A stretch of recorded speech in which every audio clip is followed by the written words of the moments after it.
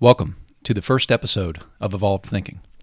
We're kicking off this channel with a multi-part series covering climate change.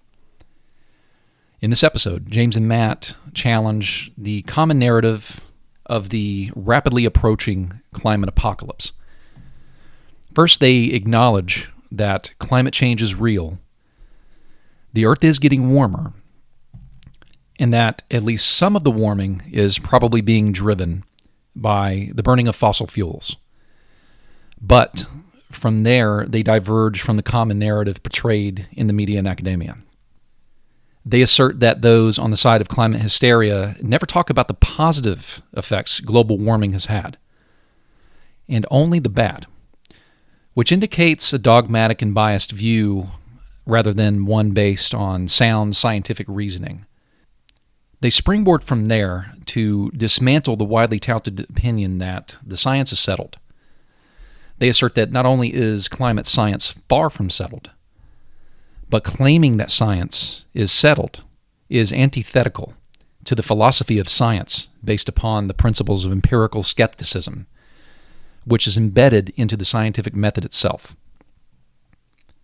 Not only that, but even the claim that there is consensus in the scientific opinion regarding climate change is flatly and demonstrably false.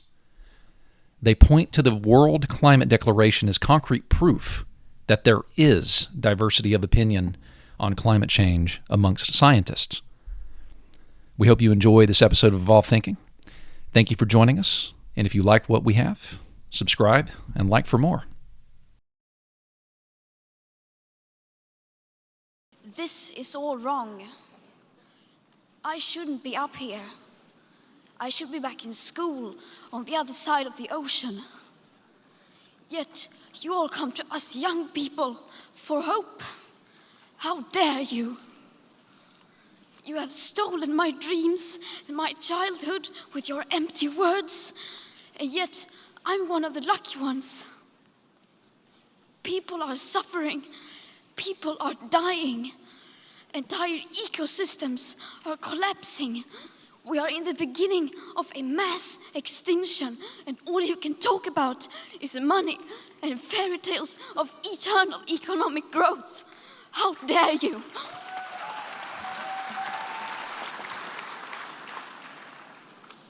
For more than 30 years, the science has been crystal clear. How dare you continue to look away and come here saying that you're doing enough when the politics and solutions needed are still nowhere in sight? You say you hear us and that you understand the urgency.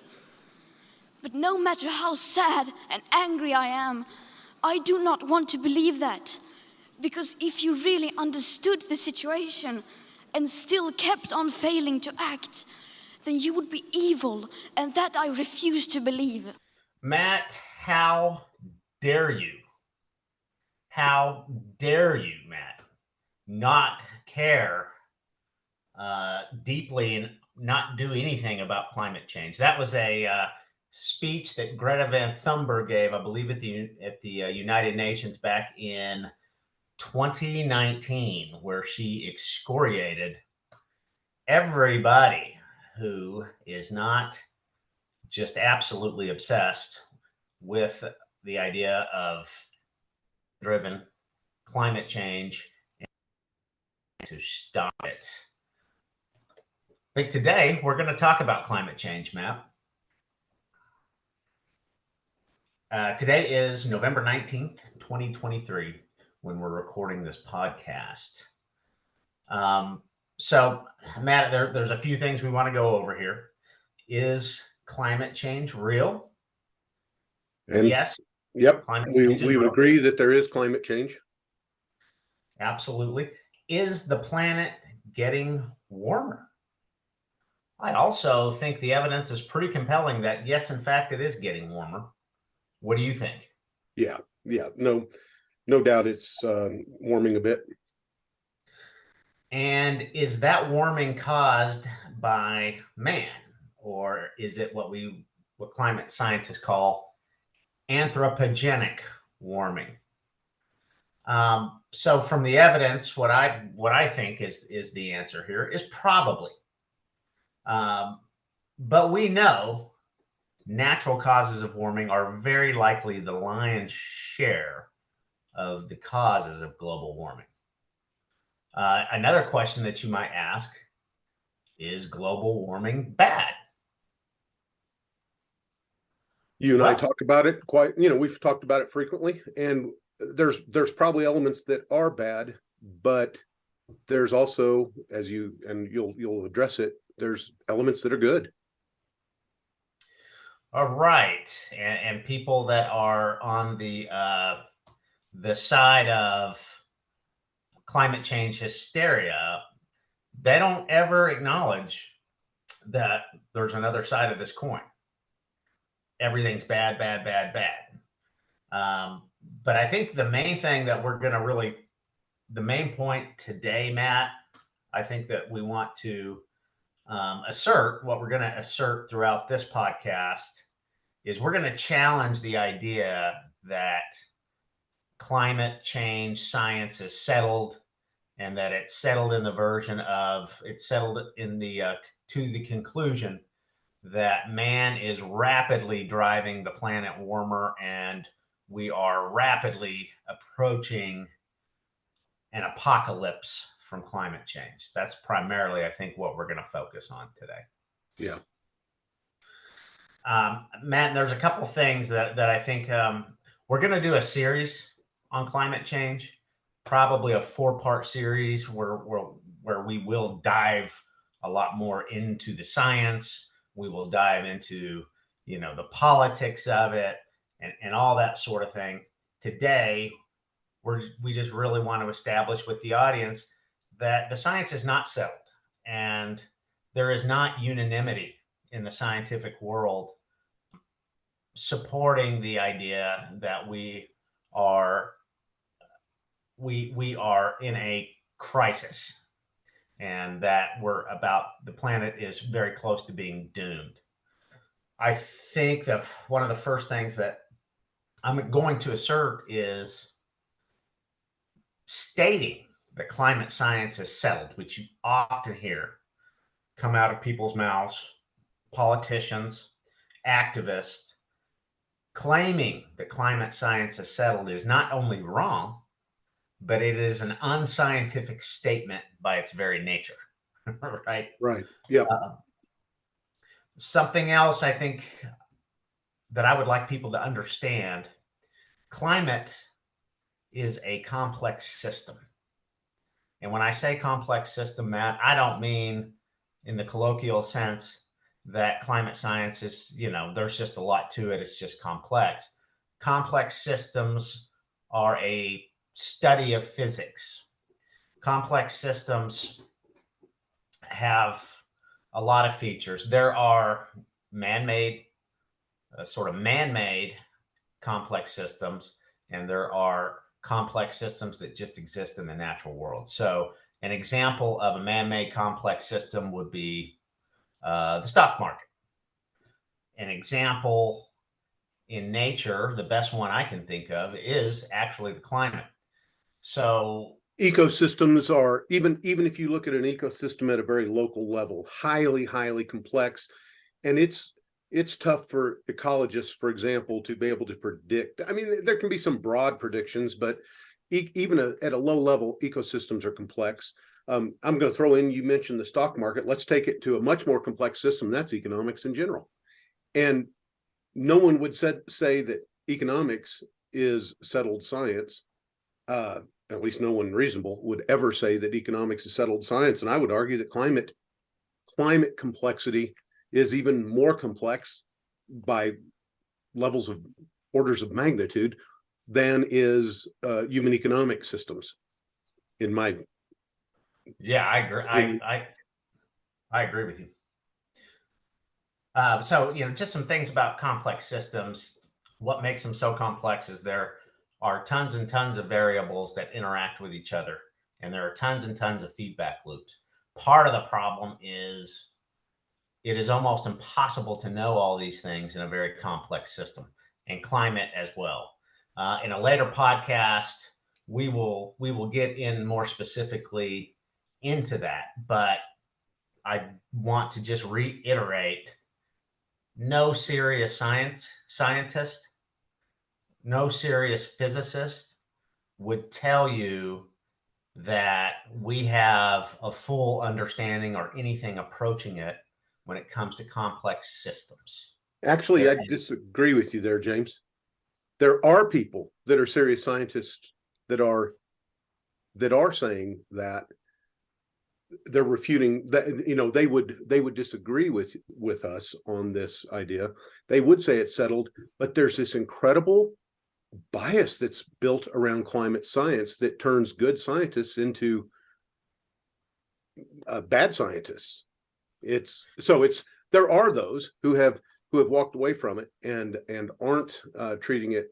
They treat it with emotion instead of scientific perspective, and that's because humans are humans, and we tend to do that. It's very hard to back oneself off of that. But my only point is there are credible scientists who are saying this, but they're kind of walking away from their science. Yeah, no, that's a good point, Matt. Let me clarify a little bit. I don't think there is any serious scientist, physicist out there that, if you don't specifically talk about complex systems as climate, if you just talk about the science of complex systems without mentioning climate, I don't think any of them would tell you that we have complex systems theory totally mapped out. Right. Yes. But I do 100% agree with you that there are lots of scientists that think we understand climate science to a T. I agree with you. And then this gets to the politics, which we'll get to in another podcast. But then there's a lot of scientists who feel that they have to insert global warming elements into actually all kinds of papers that have nothing to do with climate, but they're inserting it because that's one of the little caveats you kind of have to do in many cases to get published. Or there's a bias right now that you've got to endorse climate science, or else your other non-related science may not get published, may not get respect. It's kind of bizarre. Yeah, and we're jumping a little bit ahead there, but that would answer the question of someone would say, well, listen, how can all these scientists be wrong? That's what you just explained. How do you get a dogmatic sort of echo chamber in science that might be wrong? And that's how you get it right there. Right. Well, careers can be broken over it. And so, and people should reflect on, have you ever been in a work environment where you had to capitulate to some kind of doctrine that you didn't agree with, or some kind of procedure or policy you didn't agree with, but you did because it was your job. If you didn't, you were worried about your livelihood. So you, in many cases, will I hate to use the cliche, drink the Kool-Aid, but you'll do that to preserve your income. Yeah, you'll abide by the dogma to be able to be okay. Right. I mean, it's human nature, and abidance to dogma is something we've seen in human history and institutions over and over and over and over. And right. It's a wide array of things. There are plenty of countries in this world now, say, for instance, in the Islamic world, where you have to toe a line, right? Now, I'm not saying that all these scientists that do believe in the climate change apocalyptic narrative, that they're all doing it because out of fear. I don't think that at all. Right. But it's very easy to establish a dogma that people follow, without really thinking about it or questioning it very much. But Matt, I think what I would like to do here too is we've talked a little bit about complex systems, but I made the statement that stating that climate change is settled is an unscientific statement. Would you mind giving our listeners giving our audience background on the scientific method, because Matt's a biologist, Matt's an academic, he teaches science and has for decades, and Matt knows a little bit about this. So if you would, Matt, just walk the audience through scientific method and Sure. the philosophy of science. Yeah, well, so let's talk about the scientific method for just a moment, and many people have heard it, and of course it follows the steps: ask a question, the second step, develop a testable hypothesis, third step is do the experimentation, the fourth step, conclusions, and then there's the fifth step, which is report it to the appropriate scientific community. And then as a sort of a loop around on that, then there's a lot of other scientists, and if it's an important hypothesis, an important element, that a lot of scientists will, other scientists will need to do some work on that. But to develop the idea, and certainly that is happening in climate science, but one of the things that's going against the grain is that if there's anything that goes against the narrative, those scientists are being shut down pretty heavily. Now, but let's talk about what quote unquote settled science might be, what it might look like, and how science is done. I'm going to start with what is a theory. We misuse it all the time I even see scientists when they go on shows and things like that misuse it. So a theory has four elements. It's a hypothesis. It is a hypothesis that has been tested repeatedly. It's not been falsified.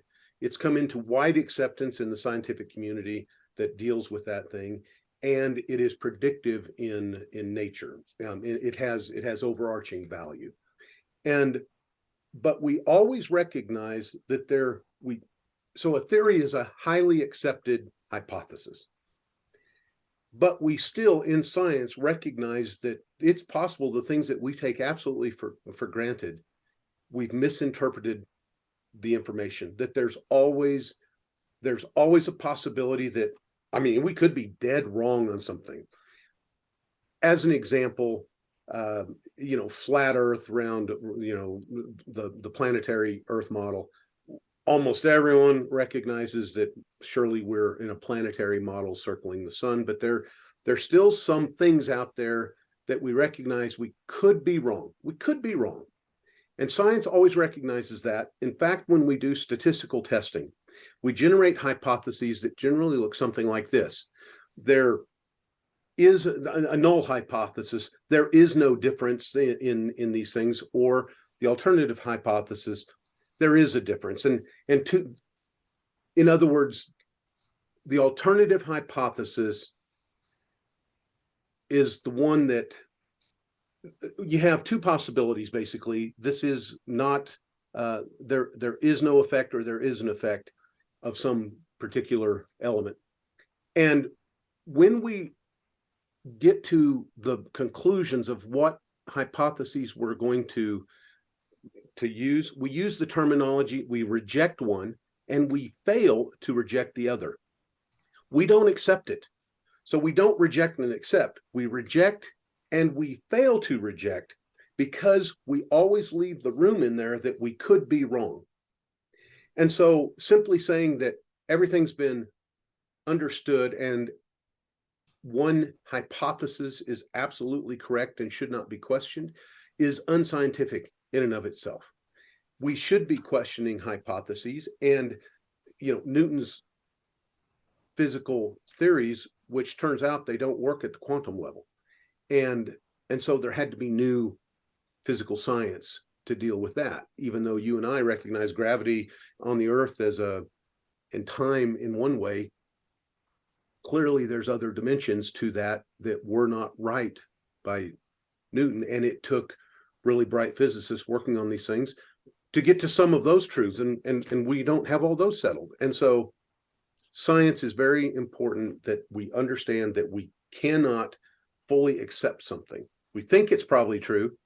We always have room that maybe we've interpreted things wrong. Yeah, there's always what's built into science is empiricism and skepticism. And it's supposed to be. Every theory is a scientific theory must be falsifiable, right? That's what makes Newton's theory of relativity different from Einstein's theory of relativity. Einstein's theory of relativity different from religious dogma. One of the key things, right? Yeah. Religious dogma is not falsifiable. That's a huge difference between science and dogma. I'm not saying that there's no use for dogma. I think there's a lot of evidence for human beings that dogma can be useful. But dogma is anti-science.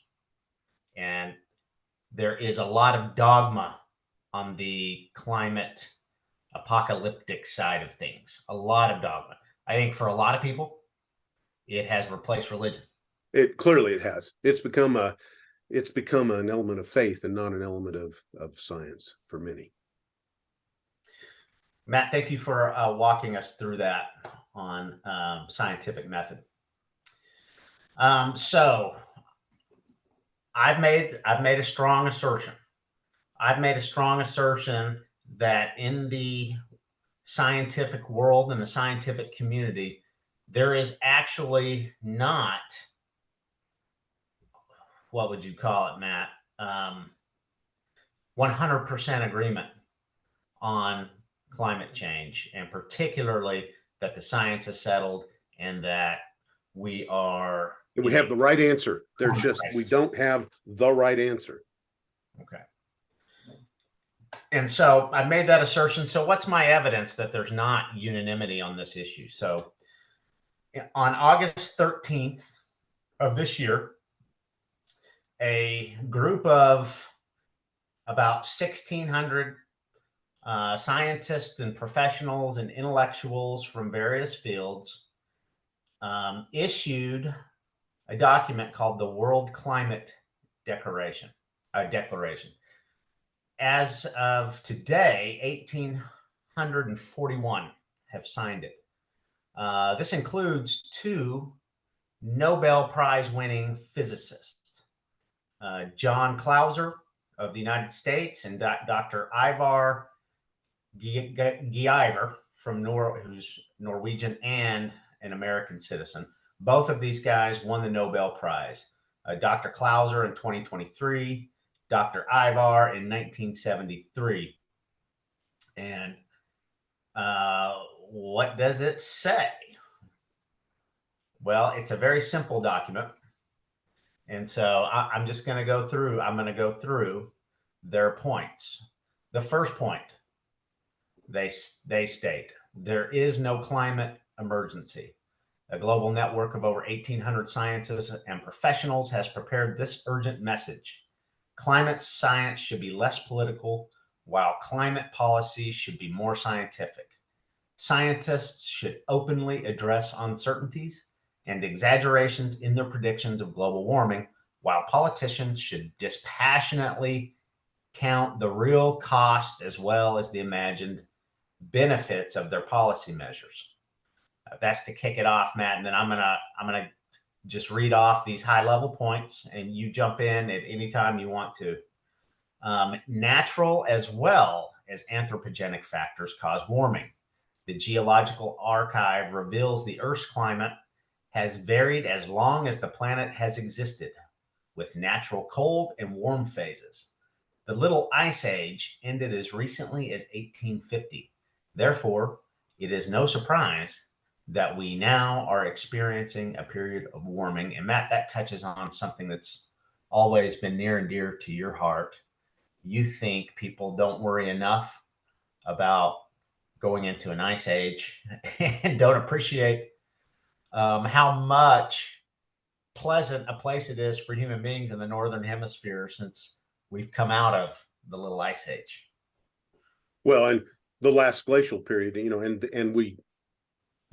I think there's a calamity. If we were to go into a full-fledged ice age like that we came out of 10,000 years ago, I think that, and again, we came out of that ice age and there certainly was not industrialization or even, humans to make much impact on the ecosystem. And it's been a good thing that we came out of it. And if we go into an ice age, I see it could be terrible to numbers of the human population. Agreed. The next thing they say is warming is far slower than predicted. The world has warmed significantly less than predicted by the International Panel for Climate Change on the basis of modeled anthropogenic forcing. The gap between the real world and the modeled world tells us that we are far from understanding climate change. Matt, in a later podcast, we will get into what is the IPCC, what does it do, how does it report things, but that what they're saying right there is something we'll also get into is, hey, the models that the climate scientists have put together to try to model global warming suck.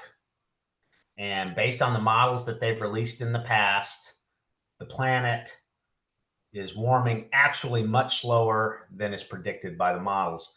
And look, modeling complex systems is tough, Matt. It's tough.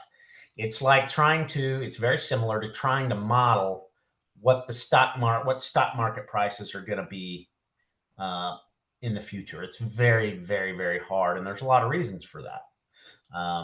But what they're saying here is, hey, we obviously don't understand this very, very well yet. Next thing, climate policy relies on inadequate models. So maybe I kind of jumped ahead of them there. Climate models have many shortcomings and are not remotely plausible as global policy tools. They blow up the effect of greenhouse gases such as CO2. In addition, they ignore the fact that enriching the atmosphere with CO2 is beneficial. And I had mentioned that, Matt. They only ever talk about climate change, anthropogenic climate change being negative without ever talking about the other side of the coin. I think many people don't know the climate, the world has greened significantly on net over the last 20, 30 years. And I think like 15% more. A massive amount. It's a fantastic amount. Something that people should be happy about, except of course people who are anti-humanists, and they think anything that changes as a result of humans is bad. And most of the time, though, I think we would say that this non-arable land that is now producing things, and not just food, but just ecosystems, for wildlife. I mean, how it's a stunning change that those who are climate change catastrophists they may not even know it. It's just crazy. Yeah, there is an amount of the increased crop yield that has gone on over the last few decades that is due just to more CO2. That alone has driven up crop yields across the globe and is part of the reason why we're not really struggling to feed 8 billion people on the planet. And that doesn't mean that hey, this means that any anthropogenic climate change warming is good. I'm not saying that, but I'm saying you need to be skeptical of people who do not fully acknowledge the scope of the issue, who will only tell you about the bad and not any of the good. That tells you they're coming from not a viewpoint of unbiased science. They're coming from a viewpoint of dogma. The next point they make, global warming has not increased natural disasters. We see this stuff in the press all the time. Climate change, driving more hurricanes, tornadoes, this, that, or other. They say there is no statistical evidence that global warming is intensifying hurricanes, floods, droughts, and such like natural disasters, or making them more frequent. However, there is ample evidence that CO2 mitigation measures are as damaging as they are costly. So I think they're referring to government policies like net zero carbon policies, right, that are driving up the costs of fossil fuels and that sort of thing. That hurts a lot of poor people. Well, I mean, it really hurts a lot of people across the world when you do that. But it especially impacts the 3 billion destitute, impoverished individuals on the planet. Yes, and you disproportionately, profoundly disproportionately. So yeah, you can impact their ability to have access to energy, which is 100% critical to the modern world, right? Everything. You don't have advanced economies in rich countries like the United States, like the EU countries, like Japan. Increasingly, China is moving in that direction, and India are moving in that direction. You don't have that without cheap, reliable energy. And they're saying you need to think about that. You need to do a cost benefit analysis before you do some crazy top down net zero rearranging of the entire energy economy. You need to think about what you're doing and understand the costs. The next point they make is CO2 is plant food, the basis of all life on Earth. CO2 is not a pollutant. It is essential to all life on Earth. Photosynthesis is a blessing. More CO2 is beneficial for nature, greening the Earth. Additionally, CO2 in the air has prompted growth in global plant biomass. I mean, we already kind of talked about this. It's also good for agriculture, increasing yields of crops worldwide. Climate policy must respect scientific and economic realities. There is no climate emergency. Therefore, there is no cause for panic and alarm. We strongly oppose the harmful and unrealistic net zero CO2 policy proposals proposed for 2050. If better approaches emerge, and they certainly will, we have ample time to reflect and readapt. The aim of global policy should be prosperity for all by providing reliable and affordable energy at all times. In a prosperous society, men and women are well educated, birth rates are low, and people care about their environment. And that is the crux of this very simple World Climate Declaration. And there's lots of really good nuggets in that last paragraph, Matt. That's why Greta Van Thunberg was crying to the world in 2019, because there's been a constant drumbeat that the end is nigh, right? Scaring the hell out of a little girl in Sweden who has Asperger's and obsessive compulsive disorder, already prone to neuroticism. You're making her incredibly prone to neuroticism. And that is a subset of what we're doing to our children all across the world. Like Jordan Peterson would say, before you try to set the world right, set your own house in order. How are these children who need to improve really be focusing on improving their own lives and mastering their own lives? It's hard to motivate them to do that when they think the world's about to incinerate from global warming. Do you have any thoughts on that? Yeah, just the extremism with it, and as you mentioned, our children are worried about it, and almost certainly something they don't need to be worried about, and something we'll touch on a little bit more as we go through this series, is just so much of this is driven by people who want power, and not about it's really driven a lot by power and stroking egos. And it's all of our children are being, as part of, at least in the United States and most Western countries, like you say, are being given this diet of the world's coming to an end, and that has got to be not good for their psychological development. No, I agree. And I think what I want to do with the time left, Matt, is I want to give, listeners,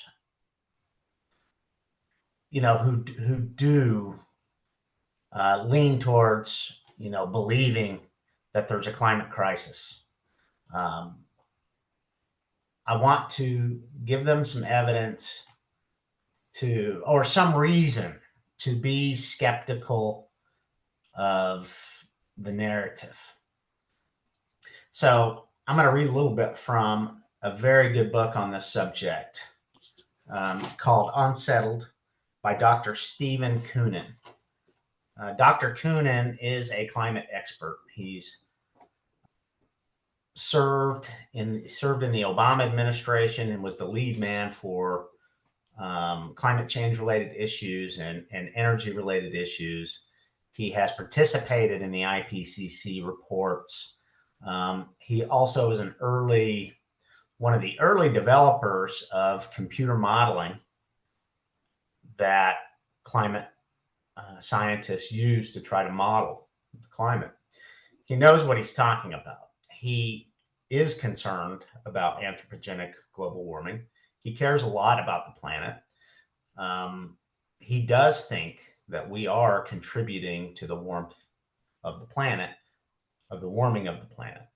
But he firmly believes that we are not in a crisis, that this is manageable and that we can adapt to it. And it's not a near-term existential threat. But he points out a couple of things about where a lot of people have come from on this side, even the scientists. So he writes, many others have made similar points and commented on the dark side of Schneider's supposed double blind. For example, quote, "It doesn't matter what is true. It only matters what people believe is true," end quote. That was Paul Watson, co-founder of Greenpeace.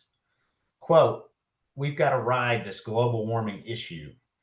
Even if the theory of global warming is wrong, we will be doing the right thing in terms of economic and environmental policy," end quote. That was Timothy Worth, president of the UN Foundation. Quote, "Some colleges who share some of my doubts argue that the only way to get our society to change is to frighten people with the possibility of a catastrophe, and that therefore it is all right and even necessary for scientists to exaggerate. They tell me that my belief in open and honest assessment is naive," end quote. That was from Daniel Botkin, former chair of environmental studies at the University of California at Santa Barbara. Dr. Koonin goes on to write, "And so the media is filled with scary climate predictions. Here are a few old enough to have been proven wrong. By the turn of the century, 2000, quote, sorry, inaction will cause by the turn of the century, the year 2000, an ecological catastrophe, which will witness devastation as complete, as irreversible as any nuclear holocaust," end quote. That was Mustafa Tolba, former executive director of the United Nations Environmental Program in 1982. Quote, "Within a few years, winter snowfall in the UK will become a very rare and exciting event. Children just aren't going to know what snow is," end quote. That was David Viner, senior research scientist in the year 2000.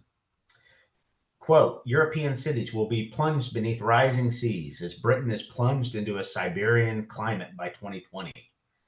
That was Mark Townsend and Paul Harris, quoting a Pentagon report in The Guardian in 2004. These are just examples of, there's two things. Dr. Koonin's pointing out there is a zealotry that the advocates have, and they don't care about really being precisely right at all. The ends justify the means. And then Dr. Koonin is also pointing out, be skeptical, because many knowledgeable people, including climate scientists, have been making very, very wrong predictions about these sorts of things for a very long time, and they likely are still doing so. And now, look, I don't want to say, Matt, sometimes people make, with the information they have, the right prediction that turns out to be wrong, because there's chance, there's randomness, right? So you have to evaluate a decision or a prediction based on the information the person has at the time and the universe of possibilities. But wrong predictions does point to the possibility that there is something amiss. Either there is a poor understanding, or there is a even poor motivation. Right? I think that's what I wanted to leave the audience with, is, hey, be open-minded, be skeptical. Yes, of course, I'm in agreement with that. The level of how adamant people are, well, it's what we touched on earlier, goes more to a religious faith than to a scientific understanding of what's going on. Well, Matt, how about we finish with, I'm gonna drive this point home. I found a great article from the Competitive Enterprise Institute that kind of compiled about 50 years of eco-apocalyptic predictions that turned out to be wrong. And this should give the audience a flavor of, you should be skeptical of these, when AOC tells us that we're 12 years from apocalypse, or Greta Van Thunberg 4 years ago tells us we've got just 5 years to turn this thing around before it's too late. So they did a great job here. They just pulled from like headlines and newspaper articles and stuff like that. So the first one, the headline is from the Salt Lake Tribune. It says, dire famine forecast by 1975. It is already too late for the world to avoid a long period of famine, a Stanford University biologist said Thursday. Paul Ehrlich, Matt, you might know that name, said the time of famines is upon us and will be at its worst and most disastrous by 1975. That was, Paul Ehrlich wrote that in the 60s. I read the book, and a real doomsday or apocalyptic, saying that there's going to be mass famine because of human population increase. And I know you have a lot more to say about it, but no, Ehrlich is one of the founders of the modern climate change hysteria groups. But back then in the 60s and 70s, in the 60s, I think he wrote a book called The Population Bomb, which you read. Yeah. Was highly influential in this, in, the idea that humanity is going to overuse its resources and, damage the climate and have mass starvation. And what happened after that, Matt? Starvation and famine levels went down to now today that there's almost none, except in where there's like civil war and places where it's hard to, there's almost no mass starvation, and more people are being lifted up out of poverty and profound poverty than, it's been absolutely the opposite. I'm sure you're going to talk about the bet between he and Simon, but it's fantastic, and he just sort of keeps doubling down, saying, "Oh well, I'm right." It's just, it's now we're half a century later. No, 60 years later, or more than half a century later, and he still is doing the same thing. Well, and what's interesting to me, I don't want to get too far adrift here, but Ehrlich was at the time the latest iteration of Thomas Malthus and Malthusian doom, right? But Thomas Malthus wrote about this issue of human population increases leading to famine and then collapse of human populations. Thomas Malthus wrote his book on it, which became very, very influential sometime in the very early 1800s, right? Right. I mean, influenced Darwin and Wallace's thoughts on evolution, you know? Yeah, and influenced the Malthusian strain of thought is still very, very embedded in left-wing thought, right? Well, it's even, you know, I still have, it's still true. I mean, elements of it are true, but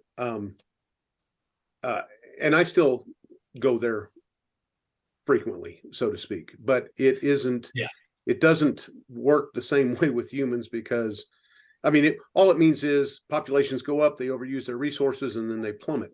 And that's true in nature, but humans are different because we respond, and especially in the last, you know, couple hundred years, our technologies have increased so that we aren't a natural, you know, ecological population that operates like animals and organisms in the real world.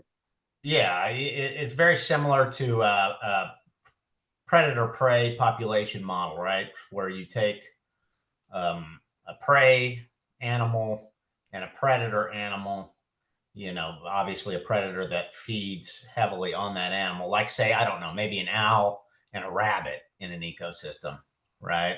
Right. And if you have a population boom in the rabbits, that's going to lead to a lagging boom in the population of the owls. Well, the population boom of the owls will eventually lead to a lagging of population decrease in the rabbits as more and more owls are feeding on rabbits, right? Right. And that's very obvious, right? I mean, there's no real dispute there. Of course, you have other little variables in there, but as economists would say, ceteris paribus, all things being equal, an increase in the predator population will eventually lead to a decrease in the prey population. And then the decrease in the prey population will eventually lead to a decrease in the predator and population. And it goes up and down that way. Why doesn't it work that way with humans? And why have so many brilliant people like Thomas Malthus and even Paul Ehrlich totally missed that mankind is not operating under the same constraints? Well, and you know, so one of the things that's happening on that is more and more economists are getting involved with that discussion and going, because we have an economy, we have an economic system that is unlike anything that animals or nature by itself provides. Right. Owls and rabbits do not have the ability to speak, read, and write. They don't have the ability through advanced culture that has been handed down to human beings for generations and generations of knowledge, right? Knowledge transfer, systems of trade. What these folks miss, these Malthusian doomsayers, is that humanity becomes more and more productive, and particularly since the Industrial Revolution, increases in productivity. And what does that mean? Productivity means we do more with less. That's what economic growth is. At the bottom line, when you see, well, GDP in the United States increased 3.5% for, you know, the year 2022, all that means is the United States, the people within it, have become more productive by 3.25%, have become that much more able to do more with less. And by the way, That's the result of a complex system that's very hard to predict. Right. So we can forgive Thomas Malthus for not understanding that, particularly with the state of data science and the information, the data he had available to him at the time. Interestingly, though, David Ricardo, another great economist and a personal friend of Thomas Malthus, understood this, to his credit. But we're amiss. I'm going amiss. Speak to the bet between Julian Simon and Paul Ehrlich. Yeah, this is interesting. So we've already talked about who Paul Ehrlich is, but there was an economist named Julian Simon, and I'm going to read a little bit from an article on this subject from the American Institute of Economic Research called "Julian Simon and Paul Ehrlich's Second Bet." In the 1960s and 70s, environmentalist scares were rampant. Multiple books such as Ernest Schumacher's Small is Beautiful and Paul Ehrlich's Population Bomb, forecasting a dire future, were published. The connection they made was simple and rapid. The rapid pace of economic development of the West came at high environmental costs. The depiction of these costs fell into two categories. The first was rising population, which would reduce quality of life. The second was imminent limits to growth due to the fact that population growth was outpacing the finite quality of resources available on the planet. While the former category is still a subject of the debate, the latter no longer is, thanks to a famous bet between economist Julian Simon and biologist Paul Ehrlich. Simon had, since the early 70s, been one of the few consistent academic voices arguing that population and economic growth were key methods of providing solutions to environmental problems. For Simon, more people meant more ideas and innovations, which in turn meant more value created and a greater ability to solve problems.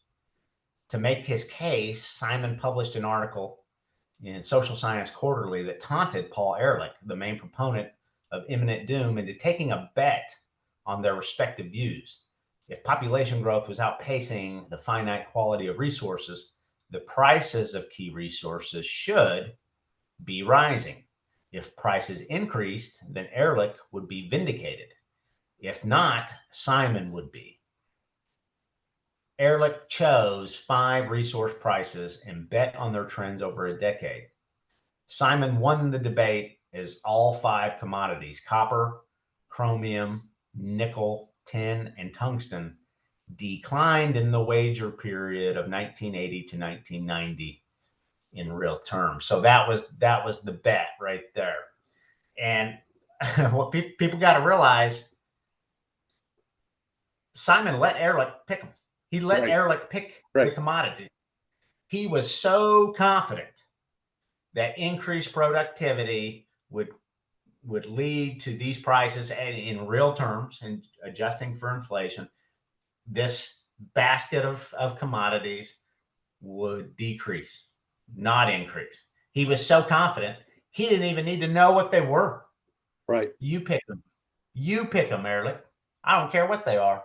And he was very, very right. Right. So and by the way, yeah, it could have been, again, since Paul Ehrlich was so concerned about actually food, that was true for food too. You know, the same thing happened with food. There was more food, even though there were more people, there was relatively more food, and it didn't matter. You know, like you say, these resources were more efficiently gotten, and even though there were more people, and there just wasn't the crisis that Paul Ehrlich was shouting that there was going to be, and really continues to. I mean, in fact, what we see is unless we put in policies that are devastating to humans, that are anti-energy policies, we will see people continue to rise up out of poverty, and to be better off. And by the way, usually when you have an increase in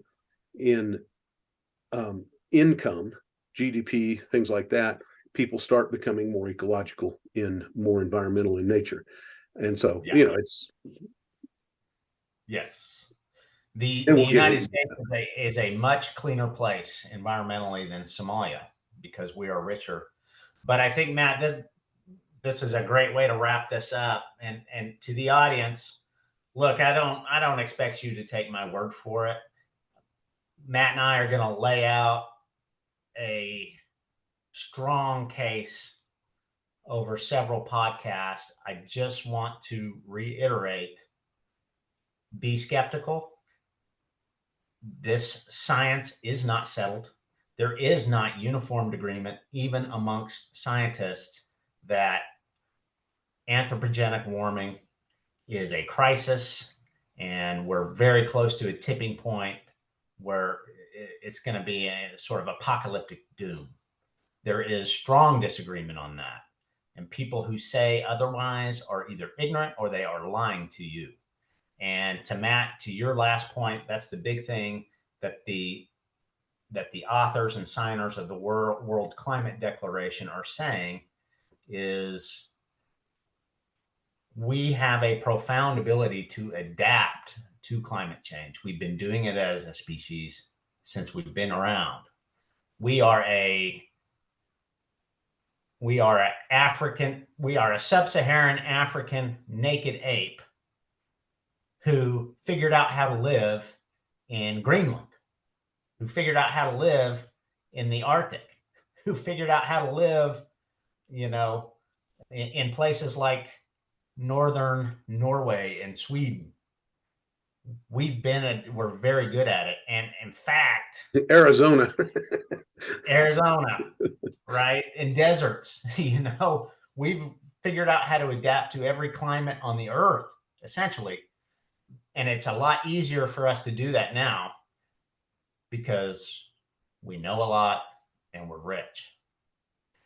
Don't mess with that. In fact, that's probably a much smarter strategy if we're concerned about climate change, is let's make sure we're as rich as we can be so we have the resources to adapt.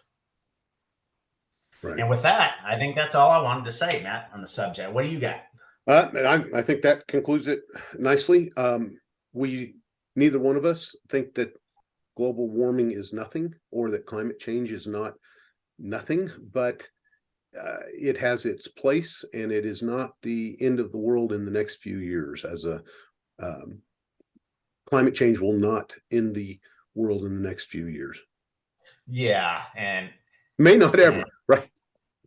Right. Well, we have a lot more others more significant realistic apocalyptic threats like nuclear war. But I would conclude with people, just remember that a very strange 20-year-old girl from Norway named Greta Thunberg is not an expert on climate science. Alexandria Ocasio-Cortez is not an expert on climate science. Al Gore pretends to be an expert on climate science. He's definitely not. John Kerry is not. So be skeptical of what these people say. Look at how they live their lives, and that should tell you that they don't even believe in their own statements. Yeah, it looks an awful lot like self-dealing, doesn't it, Matt? Yeah. Well, Al Gore, John Kerry, treps the planet in, private jets, wagging their multimillionaire fingers at us. Screw you, man. Screw you. Shut up. But anyways, Matt, I appreciate it. As always, want to send a shout out to the third member of this team that makes the magic happen in the background, Caleb Goad. We appreciate his work so much. Without it, we wouldn't be able to do this. Absolutely not. And so I'll bid you adieu until another episode of Evolved Thinking.